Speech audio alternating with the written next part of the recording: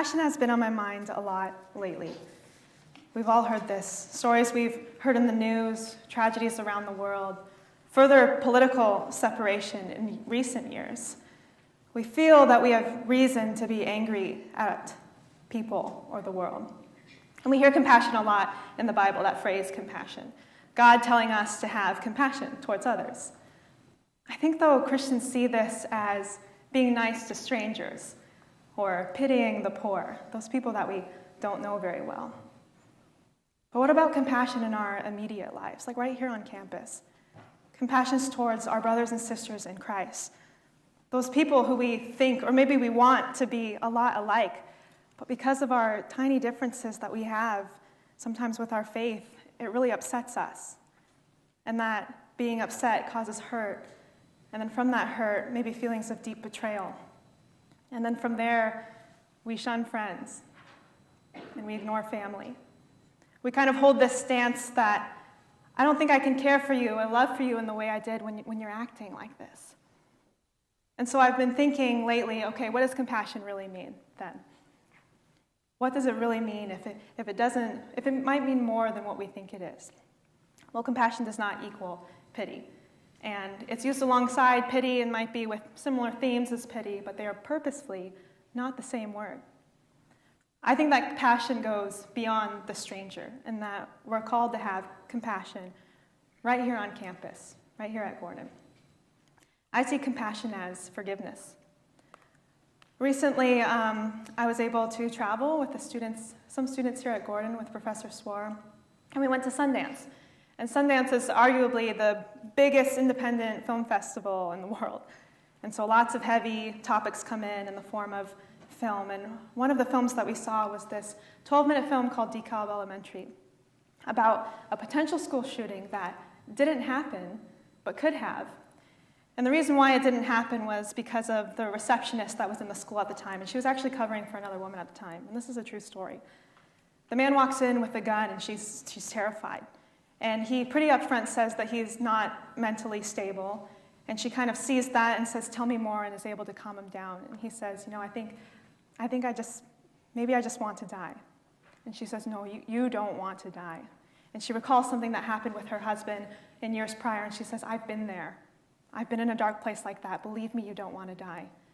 And he says, "Well, maybe I don't feel like I have any friends." And she says, "I'm standing right here. And I'm talking to you." And remember, there's a gun between them in this moment. There's not even a desk between them right now. And she says, "I'm right here. I'm here to talk to you." And throughout the film, which is a 12-minute film, she's able to calm him down. And he hands the gun over to her, and he actually decides to turn himself into the police. And so there's this shot where he's laying on the ground with his hands behind his back, just waiting for the police to come in. And she's just staring at him, sitting in this chair.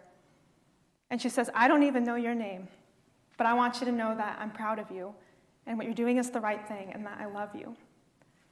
She has every reason to be terrified of this man, angry at him for what he's about to do to all the students in the school, but she doesn't. She's able to see herself in him, the tiniest little thing that makes them connect, and have compassion on them, and then is able to forgive them. This is compassion as a means of forgiveness. And I'm sure you've all seen this verse before, that we should be kind and compassionate to one another, forgiving each other, just as Christ God forgave us. Every day, every minute, we're receiving grace that we do not deserve from God. Shouldn't we be doing that for others? I also see compassion as unity. These are some photos from last Thanksgiving when the University of Washington was on its way to Pullman to play the big Apple Cup game against their rivals, Washington State University. On the highway, the bus flips, and 47 of those band members get sent to the hospital with injuries, and of course, they don't show up in Pullman to play at that game. When the rival band, Washington State, hears the news of what happened to UW, they decide to very quickly learn UW's fight song, and they play UW's fight song instead of their own. Now, these are rivals, the biggest rivals in Washington State. They have been for years. They also have every reason to not extend a hand and show any kind of care towards these people. But they find common ground in that we're all students, and we're all just here to watch football, but this is real life, and we're going to choose to have compassion on what has happened to you. This is compassion as unity. Another verse that kind of connects to this is, "Therefore, if you have any encouragement from being united with Christ, any tenderness of compassion, then make my joy complete by being like-minded, having the same love in one spirit and in one mind. God greatly, badly wants us to be united, and we can do this through compassion. And I think if the church strives just a little bit harder to see the common ground between one another, we're going to find it if we look hard enough. And it's there, I promise you. And finally, if anything from this speech, compassion is 100% love. This is a story of a couple. It was actually just this past weekend, last Sunday, and they're telling of when they lost their daughter, the teenage daughter, 7 years ago, in that shooting during the Batman movie. It seems so long ago, but that happened in that movie theater. They felt extreme pain in that time and didn't want anybody else to feel alone in that moment, so they quit their jobs and they rented out their house so that they could afford to rent this trailer and drive all over the country to visit people who have been affected by shootings and tragedies, just these communities that are suffering. They go to synagogues, country club, I believe, other schools, places they've never been before, crying for people they have never met and they don't know, solely because they understand what it's like to lose someone they love. And the woman, the mother who's standing here, goes up to this man who's grieving over someone that was shot at a country club. And she says, "We don't know each other, but now we do." And the husband who's sitting next to her says, bottom line, that is compassion. And the thing about compassion is that we get something from it too. Compassion is not a one-way street. And I think that's what's different between compassion and pity, is that compassion is something happening between two people. They get something from being able to care for other people. Isn't that the whole point of living with other people on earth?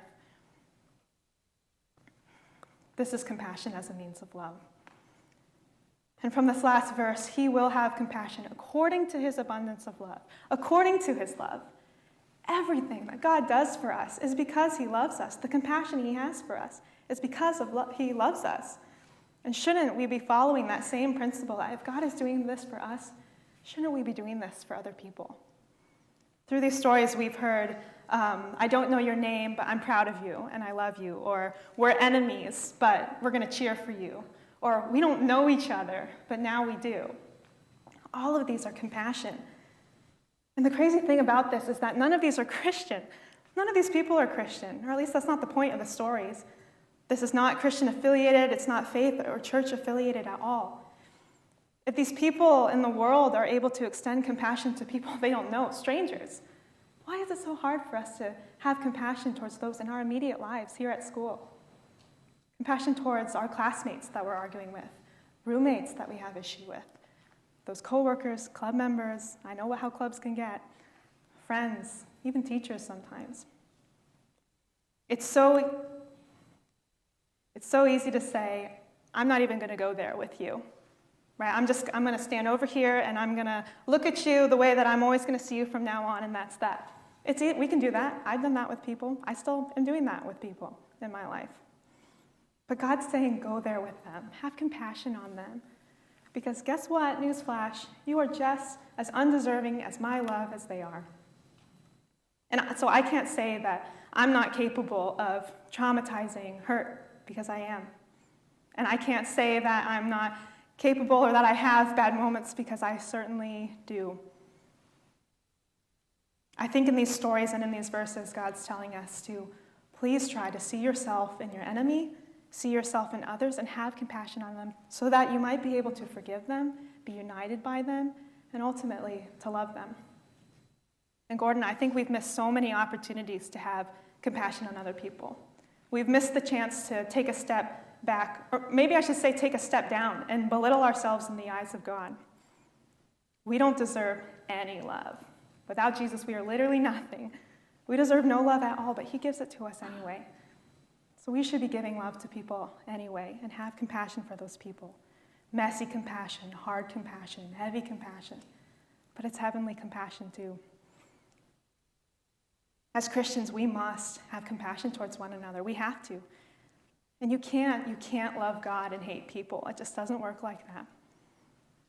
I would challenge you guys for the rest of this semester to have compassion towards other people, especially when you really don't want to, or times when you didn't even think it would make sense to have compassion then. It probably does. Have compassion towards one another around you, especially at the time of this year when it's the end of the semester and finals are coming up. Maybe you're stressed out for events, graduating, just the end of the year in general. Have compassion towards those around you. Really try to see yourself in the other person. I need to do that better. I need to see myself in my enemies, because I would hope that they might have compassion on me too. Thank you.